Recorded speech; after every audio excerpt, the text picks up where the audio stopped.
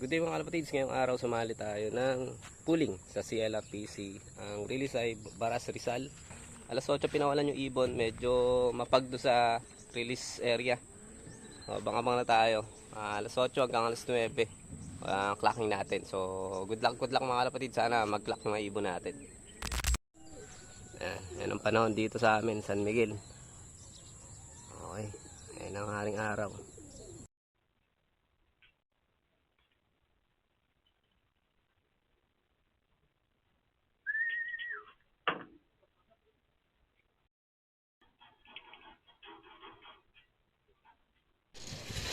Okay mga kalapatids, meron na tayo isa.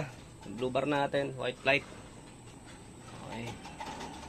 Meron na tayong isa. Ayan, sinali natin sa pooling to eh. Alaman natin kung pepesto siya mga kalapatids. Tingnan natin mamaya final result.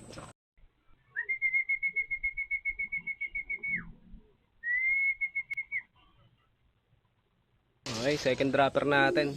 Checkered natin, nandito na. Okay. Dalawang ibon.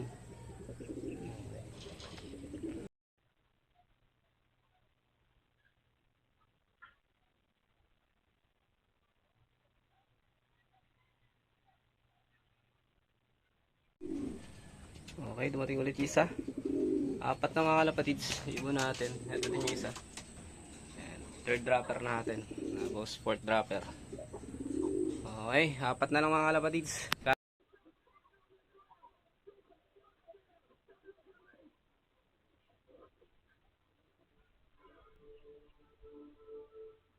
Meron tayo sa dito. Tanghali na dumating. Ay, grisel natin.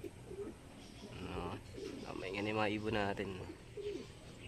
6 na. Kulang pa tayong dalawa mga kalapatids. Ayan, medyo maambon na. Tanghali na dumating.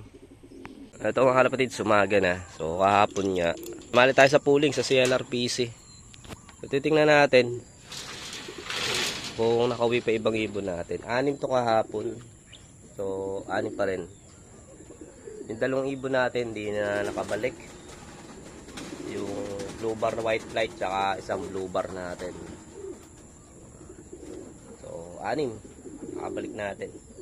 Pero galing na sila sa 115 kilometers sa Batangas. Yung dalawa na yun. Itong 8 na to.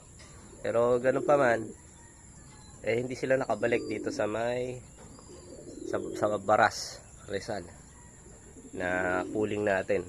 So yun talaga, ganun talaga, kasama talaga sa pag-iibon yun. Pwede talaga mangyari mga ganung bagay. So 6 mga kalapatids. Tapos yan, pinuling natin yon. Ito, yan, nakapuling yan, isa na yan. Tsaka yung blue bar natin. Kulang tayo mga kalapatids ng dalawang ibon. So ganun talaga. At hindi tayo pinalad sa pooling. Bibili sa ibon ng Nueva Ecija. So congrats dun sa mga nanalo sa pooling sa CLRPC. Pakatutuli ng mga ibon kahapon. 1-1. May 1-2 pa yata na nag-speed kahapon. So nasa 200 na tayo yung racking natin.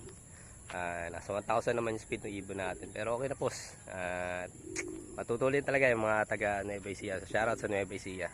So yun, shoutout kay paring Mulawin. So nasa maganda nga sana yung ranking namin, kaya lang mas matulit talaga yung mga kalaro namin dyan. So shoutout sa inyo mga kalapatids. At susunod na loading natin, try natin kung makakapag-pooling pa tayo ulit. Medyo minamalat pa. So ingat, thank you.